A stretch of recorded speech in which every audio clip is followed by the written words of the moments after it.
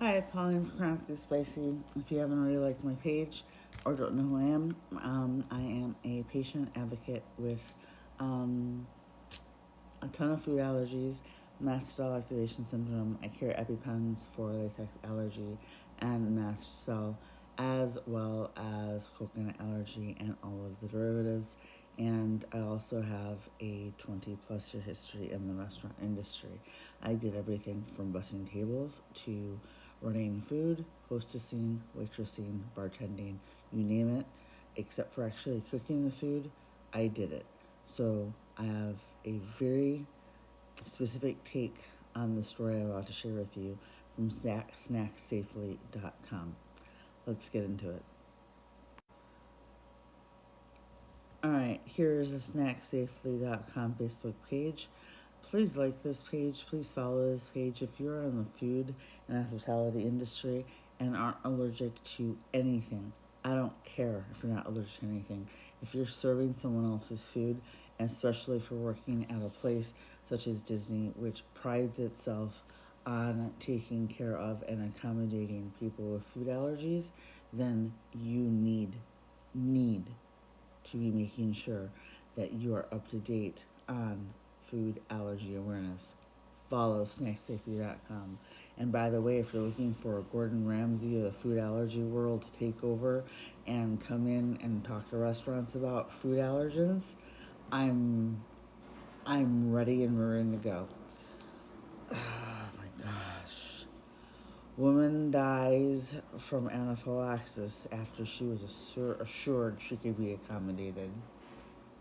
You have no idea how livid I am as a waitress, as a former waitress. This is a Snack Safely Facebook page. Make sure you follow them. You can also follow my page, Chronically Spicy, and that's also my channel on YouTube and TikTok.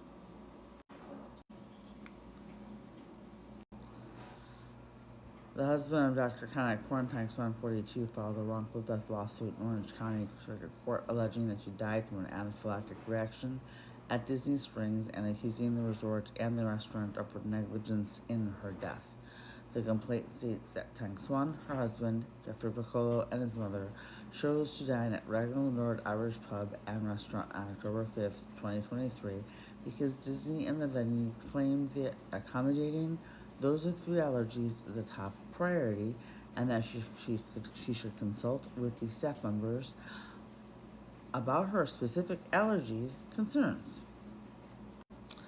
The couple warned their server that Tang Swan had several food allergies, including tree nuts and dairy, and the server responded that her dish could be made free of her allergens. They inquired about allergens, quote, several more times, unquote, and were told, quote unquote, unequivocally, that their food would be allergen free, the complaint states.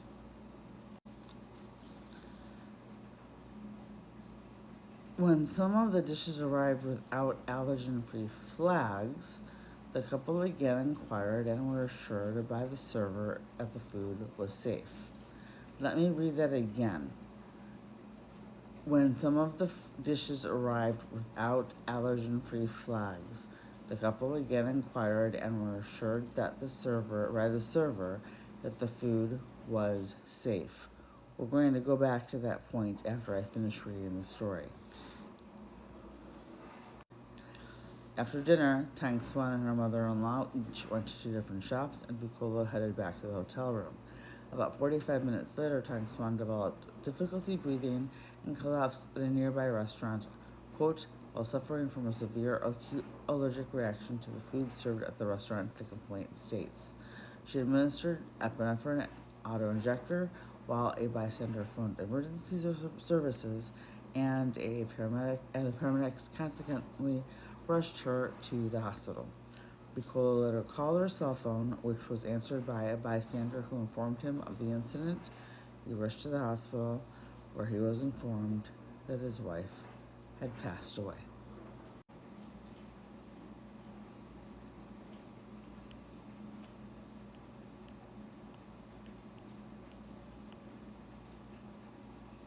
And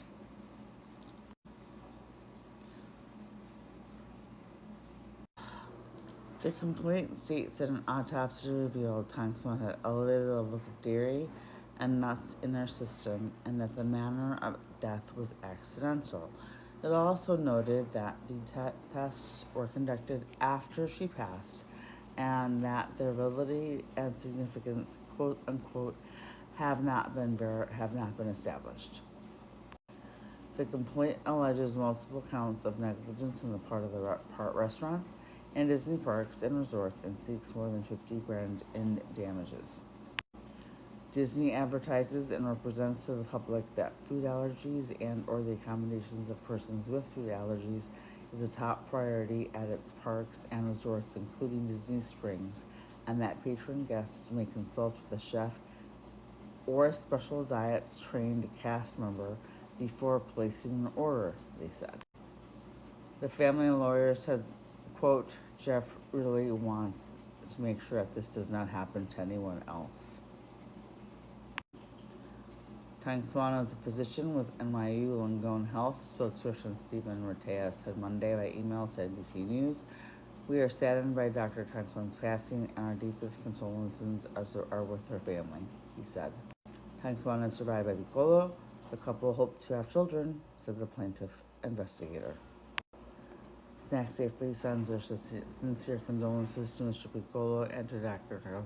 Tang Swan's family and wish them. Snack Safely sends their sincere condolences, as do I, to Mr. Piccolo and Dr. Tang Swan's family and wish them solace in the days to come. We hope the eventual conclusion of this lawsuit brings some measure of closure.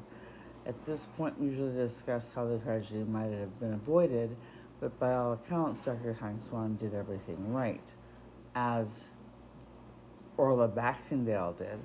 I'll link that story in the description box on YouTube. Not only did she dine at a restaurant that purported to accommodate food allergies safely, she made sure to discuss her allergies with her server, and she checked again when the food was served. When she experienced the signs of anaphylaxis, she administered her epinephrine auto injector while a bystander called emergency services. The only thing we don't know is whether she waited some period of time before administering the epinephrine and whether she had a second EpiPen just in case the first was insufficient for her symptoms. That's actually not all we know, because as a waitress, I have a few questions. We remind our readers that have been prescribed Epi to always take 2 auto-injectors with them every time to administer the drug as soon as they suspect anaphylaxis, and if some symptoms do not resolve after a few minutes, administer the second. Sources are listed here at the bottom of the story. I will include them in the description box. Now, as a waitress, I'm going to give you a few pointers, a few tips on what I see wrong that isn't clarified in the story. 1, the story does not state if a manager or a food allergy trained cast member came to the table specifically to talk to the couple prior to them ordering their meal. Every restaurant we've gone to, the big chains, Rainforest Cafe, etc., the manager comes out to talk to you if you just say gluten-free, and that's not even life-threatening.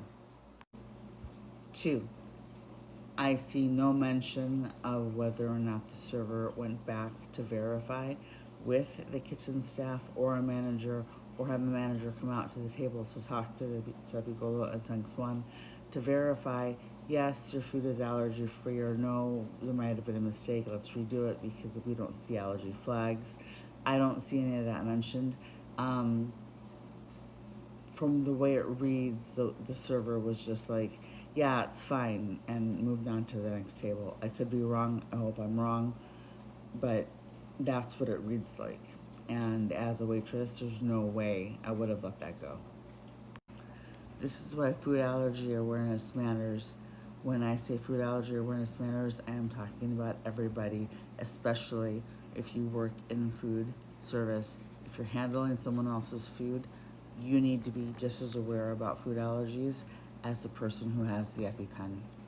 Follow for part 2.